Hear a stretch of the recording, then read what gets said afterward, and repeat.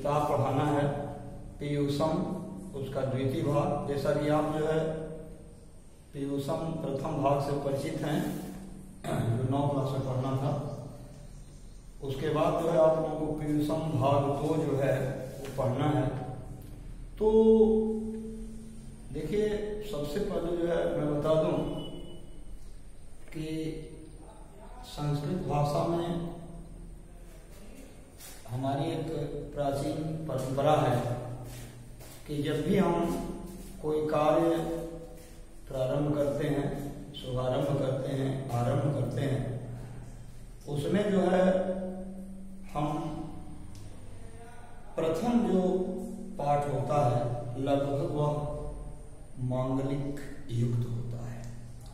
चाहे वो प्रार्थना युक्त हो, चाहे वह देशभक्ति से युक्त हो, चाहे मातृभक्ति से युक्त हो, पितृभक्ति से युक्त हो, किसी न किसी तरह से वह हमारी संस्कार को, हमारी संस्कृति को दर्शाता है।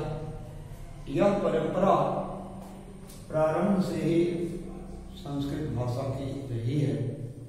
तो पीयूषम भाग 2, पीयूषम का अर्थ जो है अमृत होता है। पीयूषम का अर्थ जो होता है, पीयूषम का जो अर्थ होता है यह अमृत होता है। अमृत, पीयूषम का अर्थ जो है अमृत होता है। जैसे अमृत का पान करने से व्यक्ति अमर हो जाता है, उसी तरह से ज्ञान रूपी अमृत का पान करने से व्यक्ति का शरीर जरूर मर जाता है, परंतु उसके संस्कार, उसके कीर्ति, उसके किए गए कार्य लोगों के द्वारा बराबर स्मरण किए जाते हैं और उस दृष्टि से वो अमर हो जाता है। तो कम से कम हम देखें कि इसमें जो है कुल मिलाकर के पीयूषम भाग 2 का जो पाठ है वह 2 रूपों में विभक्त है। उसका जो है एक प्रथम भाग है, एक द्वितीय भाग है, लेकिन भाग 2 दोनों दिया है।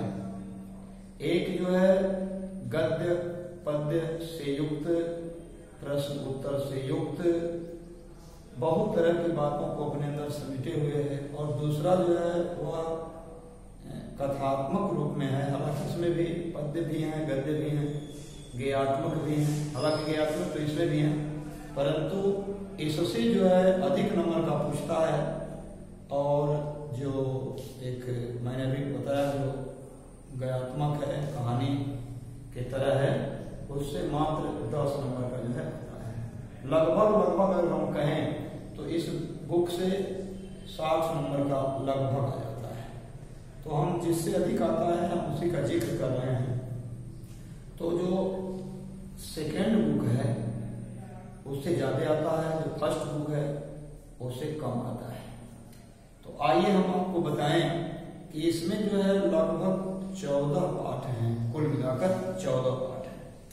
और अब 14 पाठों को जो है बांट दिया गया है लगभग 3 जो है तरह से। 3 तरह से हिंदी के संस्कृत के किताब को जो है बांट दिया गया है।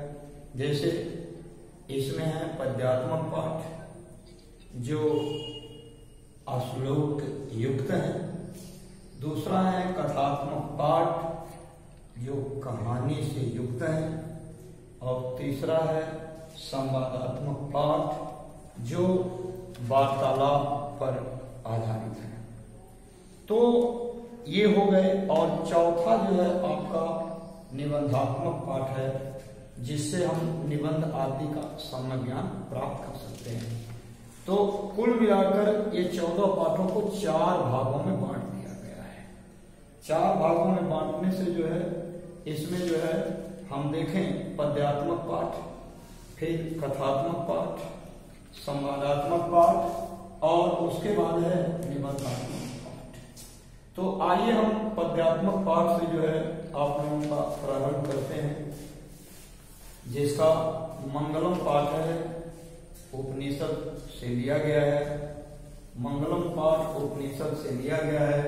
उपनिषद का अर्थ होता है उपनिषदिक्यम, यानी उप माने समीप में, निषद माने बैठकर, और गुरु के ज्ञान को ग्रहण करने की जो प्राचीन परंपरा थी, उसी प्राचीन परंपरा से युक्त ऋषि महर्षियों के द्वारा जो प्रणीत हुआ, ऋषि महर्षियों के द्वारा जो मुखारविंद से निकला, जो पुस्तकगत किया गया और जो आज हम लोगों के सामने हस्तगत हुआ है, यह जो है उपनिषद का ही श्लोक है।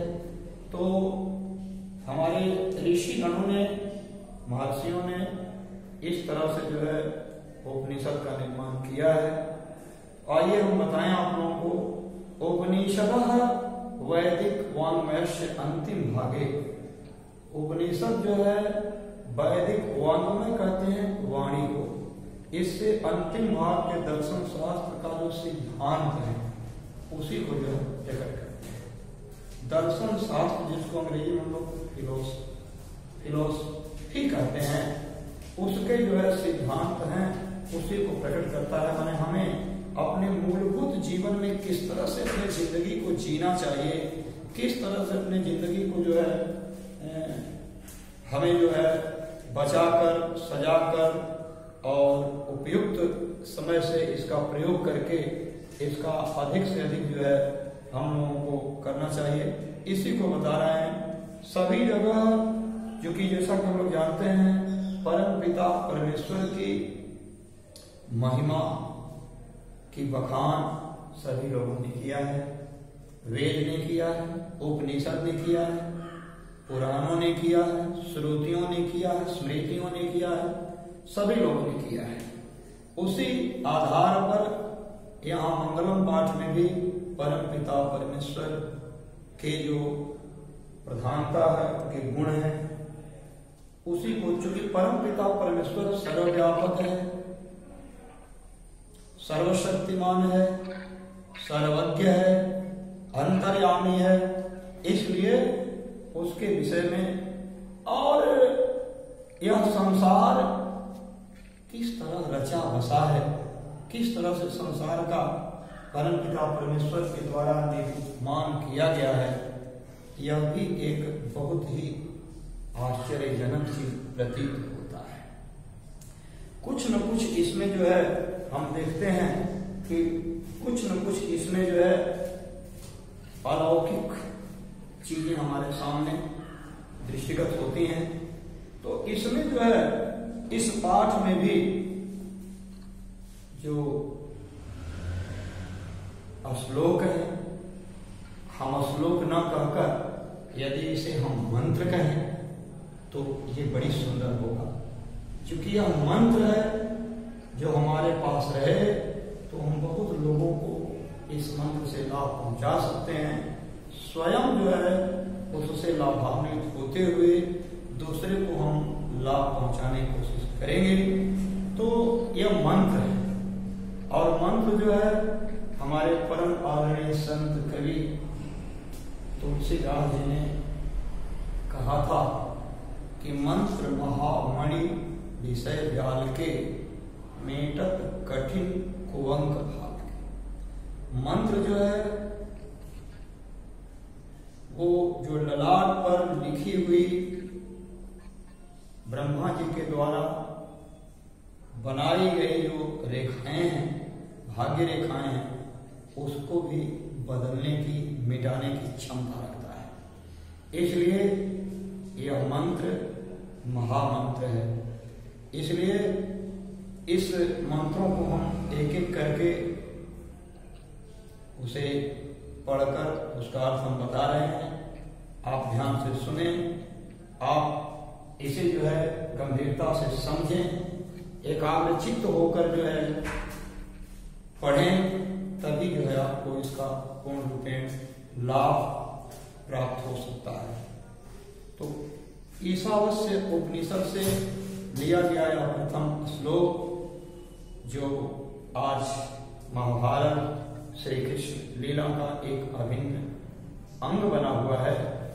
तो ज्ञान की जो सीमाएं हैं, जो पराकाष्ठाएं हैं, उसमें जो है पहला श्लोक है हिरण्मयेन पात्रेण सत्यस्य अवहितं मुखम् तत्त्वं पुंसन् अवाभिडु सत्य धर्मा दृष्टये।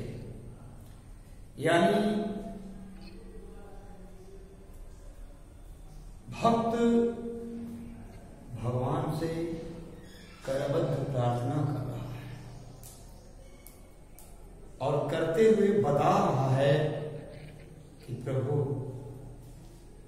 इस संसार का जो माया मोह है एक चकाचौंध है।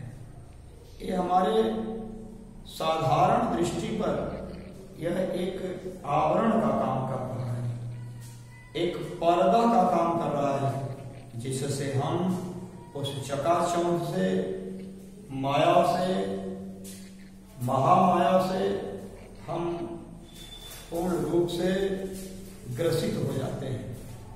और यही ग्रसित होने के कारण जो है हम वास्तविक चीज, सत्य चीज से वंचित रह जाते हैं। तो यहां जो है इसमें यही जो है बताया गया है कि सत्य जो है वही ईश्वर है। अंग्रेजी में ट्रू इज गॉड कहा जाता है। सत्य ही ईश्वर है, सत्यम ईश्वरम। सत्य ईश्वर है और सत्य का जो मुख है, जिसे हम अवलोकन करना चाहते हैं, जिसे हम देखना चाहते हैं, वह हिरण्मयेन पात्रेण अपिहितम्।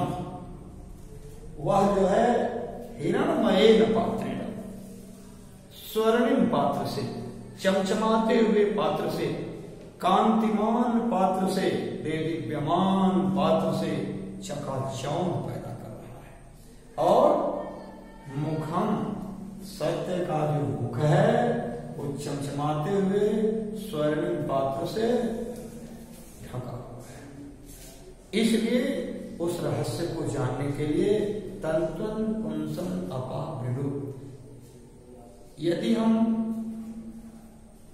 कहीं किसी समस्या में फंस जाते हैं, या तो हम भगवान को स्मरण करते हैं, या किसी सर्वशक्तिमान व्यक्ति को अपने सामने जो है उपस्थित होने देना चाहते हैं, उस तरह से तत्त्वं पुंसं अपाभिडु, इस तरह से जो है हम, पूषण का अर्थ सूर्य होता है, पूषण का अर्थ जो है यहाँ सूर्य होता है। सूर्य, सूर्य के कई नाम हैं, दिनकर, दिवाकर, भास्कर, रवि इत्यादि। उसमें एक नाम और स्मरण हो जाए तो बढ़िया है, पूषण। क्योंकि सूर्य जो है जब उदित होते हैं तो तीनों लोगों का जो है, तीनों लोगों का अंधकार समाप्त हो जाता है। हम वास्तविक स्थिति को जो है सूर्य की रोशनी में उसे देखने लगते हैं। इसलिए भक्त जो है वो सूर्य से प्रार्थना कर रहा है कि पुंसं, ऐ सूर्य आप मेरी मदद करें, आप मेरी मदद करें, ताकि हम उस सत्य रूपी तत्व को, अब तत्व क्या है, तत्व से तत्व बना है। तत्व जो है शरीर का जो मूल रूप है वही तत्व है। प्रकृति का जो विघटित रूप है, जो हवा में है, पानी में है, जल में है, भूमि में है, यही जो है तत्व है। और यह शरीर भी 5 तत्वों से जो है निर्मित है, क्षिति, जल, पावक, गगन और शरीर। ये 5 तत्व जो है का सुसंगठित रूप जो है वही शरीर है। और पांचों तत्वों का जो विगठित रूप है, जो विगठित रूप है, अलग अलग जो रूप है वही प्रकृति है। तो हम समझ गए कि तत्व क्या है। तत्व वह मूल स्वरूप है जिससे सृष्टि का निर्माण किया जाता है या होता है। तो पुंसम अपावृणो, भक्त जो है प्रभु से प्रार्थना करता है कि हे सूर्य आप मेरी मदद करें, आप अपनी दृष्टि को हमें प्रदान करें ताकि हम सत्य धर्माय दृष्टि, सत्य और धर्म का दर्शन कर सकें, उसका अवलोकन कर सकें, उसे देख सकें। तो इस तरह से आप लोगों को जो प्रथम श्लोक है उसका अर्थ समझ में आ गया हो गया। हिरण्य माने सोना होता है, मयन माने की तरह, यानी सोने की तरह। अब सोने की तरह कांतिमान, प्रभावान, देदीप्यमान, चमचमाता हुआ हम कह सकते हैं।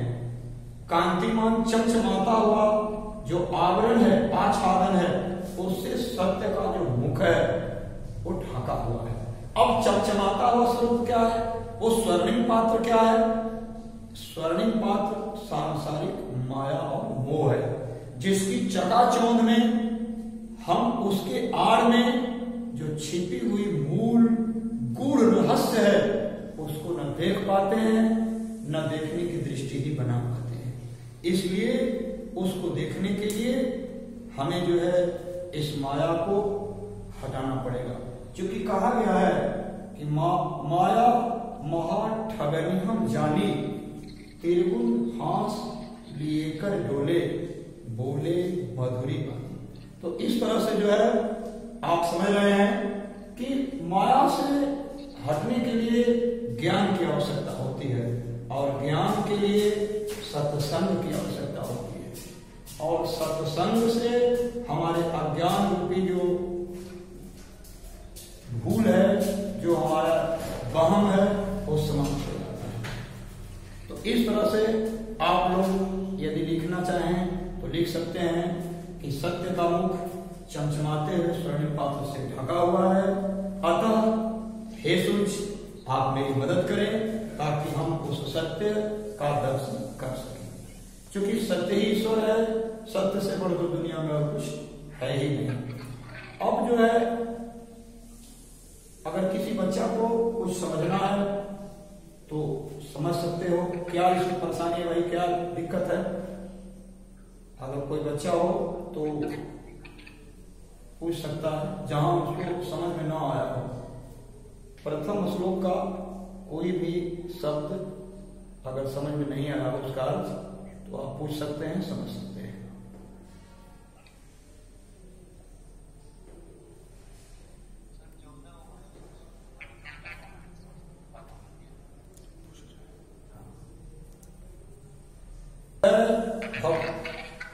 महेश्वर सूत्र जो है, सुनिए, यहाँ महेश्वर सूत्र पढ़ा नहीं रहे हैं, लेकिन आपका प्रश्न हुआ है तो उत्तर देना जरूरी है।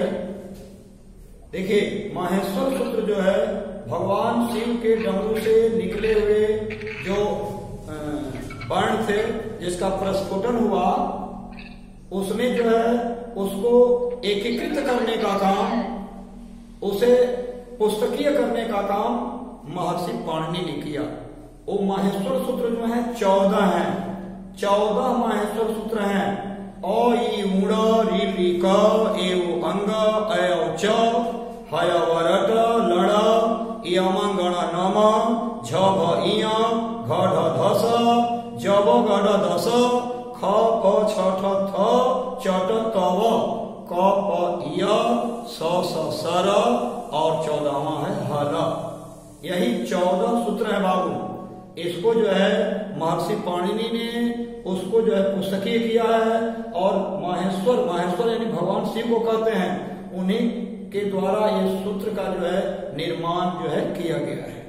ये 14 सूत्र हैं, और ये 14 सूत्र का प्रयोग जो है प्रत्याहार बनाने में काम आता है। प्रत्याहार बनाने में, प्रत्याहार का आप हिंदी खोजते रह जाएंगे, कहीं नहीं मिलेगा, लेकिन मैंने बताया है कि प्रत्याहार का हिंदी अर्थ होता है वर्ण संक्षेप, यानी वर्णों को हम बहुत संक्षेप में कह देते हैं, और इसी क्रिया को जो है हम प्रत्याहार कहते हैं। जैसे अक कह देते हैं, मान लीजिए अक कह देते हैं। अक क्या है? अ ई उ री ली क। अब इतना को हम केवल अक कह देते हैं। अब छोड़िए, आप व्यंजन वर्ण को जानते हैं, आप स्वर वर्ण को जानते हैं। आप लोग स्वर वर्ण को हम लोग क्या कहते हैं? स्वर वर्ण को अच वर्ण कह देते हैं। देखो थोड़े में कह दिए, अ आ ई कहने की कोई जरूरत नहीं है, हमने केवल अच कह दिया, समझने वाला समझ गया कि स्वर वर्ण पूरा उसमें आ गया। हमने हल वर्ण कह दिया, समझने वाला समझ गया कि वो व्यंजन वर्ण है। ठीक है, समय जो है समाप्त होता है। धन्यवाद आप लोगों को। फिर कल जो है इसके आगे जो है बताएंगे।